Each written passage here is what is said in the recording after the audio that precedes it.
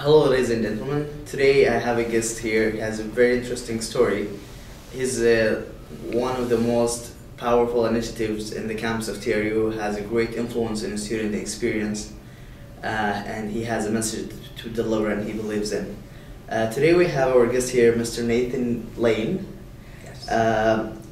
All the words I have to introduce him would not be enough. I would like for him to introduce himself. Please, Mr. Lane. So my name is Nathan Lane. I'm the Executive Director for the Thompson University Students Union here on campus.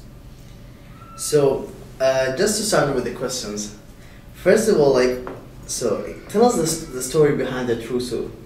I heard, you're one of the first people who was the founder of the TRUSU and helped in processing and be the initiative of the TRUSU as a social responsibility for student experience within campus. Yeah, so I was one of the first people who was here when it became TRUSU, but there's been a student union at TRU for about 30 years.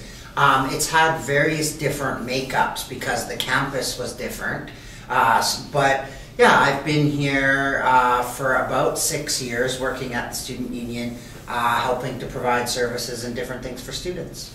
So throughout these experiences you have in the TRUSU, what was one of the main obstacles and how the overcome was behind the story of TRUSU? I think the main obstacle on a university campus for the student union is turnover. It's really hard to build a membership when every 4, sometimes even every 2 years, everybody on the campus turns over. So you always are going back to the beginning to restart. I see. So one of the great goals that for the TRUSU is to have the security for students from different aspects and elements. What is the goal and the core fundamental aspect that the target of TRUSU for the student experience within the campus of TRU? Yeah, so the Students Union is a membership organization, so its primary goal is to do 3 things. We provide advocacy, services, and entertainment. So we do advocacy work that is essentially as a group, so we fight for reduced tuition fees, we fight for better library hours, things like that. We do individual advocacy, which is essentially we do grade appeals and we help people if they have a problem with their employer, etc. So that's one aspect. The other aspect is services. We do a lot of work to try to provide discount services and other things to make the student experience easier, so to make it cost less, to give students access to services they wouldn't otherwise have. And then the last thing is we do entertainment. So basically we try to provide access to world-class lecturers, to some socials that allow people to have a safe environment to socialize while they're doing their studies. So, reaching this goal and trying to implement all these ideas, why the TRUSU begin to start with it? Was it hard for the student to achieve these targets, or was the TRUSU has better access or resources to overcome these resources and offer it for the students? I think that we've been really fortunate, and we have one advantage is that when the university tries to do something, it's the university separate, and they're trying to do something for students. I think the reason why TRUSU succeeds is because TRUSU is the students. There is no separate entity that is TRUSU. So students are TRUSU, which means TRUSU will always know what students need, how it should be delivered for them, when it's time to stop doing that and doing something else, because all of the decisions inside of TRUSU are made by students on some level, and so we're able to be much more responsive to students that way, because it's actually students running the decisions, making the day-to-day operations work. I see. That's very impressive. But is the student cooperating with this aspect? Is the outcome of the student, while the TRUSU being active and trying to offer these services, is there a good outcome from the students who want more or participating in more activities and events? I think that one of the natures of being a not-for-profit society is you're always going to be working to try to do more. So I would think that, I would hope that anytime we met with a student, even if they thought we were doing great, there would always be something they could say, you know, have you thought about doing this? I think the day that we stop trying to do more for students, we've already failed. We have to continue to be working to get better. For some students, that's going to mean really small little things because maybe they don't know a lot about the union.